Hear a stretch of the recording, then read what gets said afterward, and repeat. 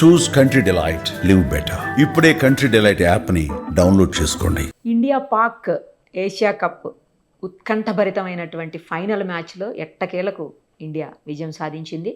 అయితే ముందు నుంచి కూడా ఇండియానే విజయం సాధిస్తుంది 100%. కాకపోతే హోరాహోరీగా ఉంటుంది పోటీ. 4th ప్లేస్లో దిగినటువంటి వ్యక్తే కీలకమవుతారు అని చెప్పి కృష్ణమాచారి గారు గురువుగారు ముందే చెప్పారు గవ్వల జ్యోతిష్యంతో.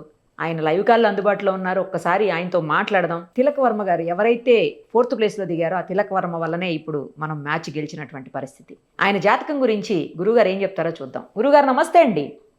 జై వీరబ్రహ్మ జై గోవింద వంపజై. తల్లి నమస్కారం. మీరు చెప్పినట్లే యాజ్ టీజ్గా జరిగింది గురువుగారు. 4th ప్లేస్ వాళ్ళే కీలకం అవుతారన్నారు, అదే అయ్యింది. తిలక్ వర్మనే కీలకం అయ్యారు. సో ఆయన గురించి చెప్పండి, ఆయన జాతకం ఎలా ఉండబోతుంది? గతంలో కూడా 2-3 మ్యాచెస్లో తిలక్ వర్మ చాలా కీలకమైనటువంటి పాత్ర పోషించిన పరిస్థితులు ఉన్నాయి.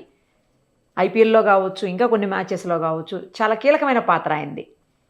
సో ఆయన రాబోయే రోజుల్లో ఎంతటి ఇంపాక్ట్ మన ఇండియన్ క్రికెట్ టీం మీద చూపించబోతున్నారు? తిలక్ వర్మ యొక్క మనకు అందుబాటులో ఉన్నటువంటి వారికి సంబంధించినటువంటి జన్మదిన వివరాలు, ప్రత్యేకించి గవ్వ ప్రశ్నను క్రోడీకరించుకొని వారికి సంబంధించినటువంటి భవిష్యత్తు గురించి మనం ఇప్పుడు తెలుసుకోబోయేటువంటి ప్రయత్నం చేద్దాం. శివాయ బ్రహ్మణే నమ, వీరబ్రహ్మేంద్ర స్వామినే నమో నమ. వచ్చినటువంటి ఫలితం 6. ఇది శుక్ర భగవానుడికి సంబంధించినటువంటి అంకె. తిలక్ వర్మ గారు చిత్రభాను నామ సంవత్సరం, దక్షిణాయన శరదృతు, కార్తీక మాసం, శుక్లపక్ష చతుర్థి వారు జన్మించేందుకు కూడా ఖచ్చితంగా శుక్రవారం. పైగా మూలా నక్షత్ర జాతకులు వీరు. యాదృచ్ఛికంగా భారతదేశానికి పాకిస్తాన్కి మధ్యలో జరిగినటువంటి ఈ ఆసియా కప్ ఫైనల్ అన్నటువంటిది ఆ మూలా నక్షత్రానికి చెరువులోనే జరిగింది. అమ్మవారి యొక్క నవరాత్రి పండుగల్లో జరిగింది. ప్రత్యేకించి రాహు సంబంధమైనటువంటి స్థితిగతి గురించి మనం ఎక్కువగా చెప్పుకుంటూ ఉన్నాం. భారత్ పాకిస్తాన్ మధ్య జరిగేటువంటి ఈ ఆసియా కప్ ఫైనల్లో రాహు సంఖ్య అయినటువంటి 4 రావటం వల్ల విచిత్రవంతమైనటువంటి పరిస్థితులు ఉంటాయి. విజయం దూబుచ్చులాడేటువంటి అవకాశం ఉంది. మాయా స్వరూపుడైనటువంటి రాహు చివరికంటూ ఏవైనా చేస్తాడు. కానీ ఈ నవరాత్రుల్లో అధిదేవతా స్వరూపమైనటువంటి అమ్మవారి యొక్క నవదుర్గా యొక్క శక్తి అధికంగా ఉండటం వల్ల ఆ అమ్మవారే మనల్ని విజయ తీరాలకి మనల్ని తీసుకెళ్ళగలిగింది 4వ నంబర్ ఆటగాడిగా దిగినటువంటి తిలక్ వర్మ ద్వారా. తిలక్ వర్మ యొక్క జాతకంలో ఈ మూలా నక్షత్ర జాతకులు తాంత్రిక విధానాల్లో, జ్యోతిష్య విధానాల్లో వీరికి సంబంధించి ఏం చెబుతూ ఉంటారంటే, వీరు చాలా ప్రత్యేకమైనటువంటి వ్యక్తులు, మొండిగా ఉండేటువంటి స్వభావాన్ని కలిగి ఉండేటువంటి వాళ్ళు. ప్రత్యేకించి ప్రపంచంలో కొన్ని రకాలైనటువంటి సిద్ధులు, ప్రత్యేకించి తాంత్రిక విధానంలో ఒక విధానం ఉంది తల్లి, శకున శాస్త్రాలని, అంజన తంత్రం అని. అందరికీ అన్ని కనిపించో కానీ ముందస్తు విషయాల్ని తెలుసుకోగలిగిన పరిజ్ఞానం ఈ మూలా నక్షత్ర జాతకులకి తప్పకుండా ఉండేటువంటి అవకాశం. మూలా నక్షత్ర జాతకుడైనటువంటి తిలక్ వర్మ సమీపమైనటువంటి భవిష్యత్తులో మరిన్ని ఉన్నతమైనటువంటి శిఖరాలని అధిరోహించేటువంటి అవకాశం ఉంది. ప్రత్యేకించి మన తెలుగువాడిగా, ఈ తెలుగు గడ్డ నుంచి ప్రాతినిధ్యం వహిస్తున్నటువంటి వ్యక్తిగా మనందరం కూడా గర్వపడాల్సినటువంటి అంశం మూలా నక్షత్ర జాతకుడైనటువంటి తిలక్ వర్మ. అదే మూలా నక్షత్రానికి సంబంధించినటువంటి అమ్మవారు, ఆ వాగ్దేవి సరస్వతి అమ్మవారి యొక్క కరుణా కటాక్షాల చేత, అమ్మవారి యొక్క అనుగ్రహం చేత, ఇది కేవలం మన ఒక్కరికి సంబంధించింది కాదు, 140 కోట్ల మంది భారతీయులు సగర్వంగా ఈరోజు కేవలం భారత్ పాకిస్తాన్ మధ్య జరిగినటువంటి ఆపరేషన్ సింధూర్ గురించి మనం విన్నాం.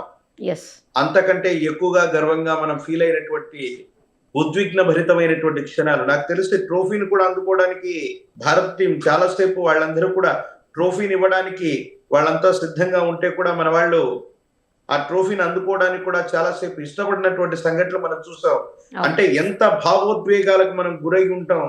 అక్కడ ఆడింది క్రికెట్ మ్యాచ్ అని మనం అనుకుంటాం, కానీ ఈ 2 దేశాల మీద గతించినటువంటి 5-6 మాసాలుగా జరుగుతున్నటువంటి, ప్రత్యేకించి మన భారతావనిలో పెహల్గాం సంఘటన ద్వారా ఆపరేషన్ సింధూర్కి మనం శ్రీకారం చుట్టినటువంటి పరిస్థితులు, ఇవన్నీ మనం మర్చిపోలేం.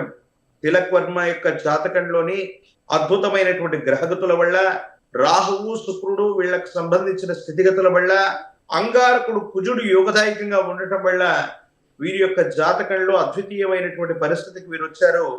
నేను ప్రగాఢమైనటువంటి విశ్వాసం, వీరి జాతకంలో ఉన్నటువంటి ఒక చిన్న అవరోధం తప్పితే గనక భారతదేశానికి ప్రాతినిధ్యం వహించడమే కాదు, ఆ జట్టుకు నాయకత్వం అంటే కెప్టెన్, వైస్ కెప్టెన్ లాంటి ఆ స్థితికి వెళ్ళగలిగినటువంటి పరిస్థితితో పాటు పర్మనెంట్ ప్లేయర్ అయిపోయేటువంటి అవకాశాలు కూడా వారి యొక్క జాతకంలో తీక్షణంగా నడుస్తున్నాయి.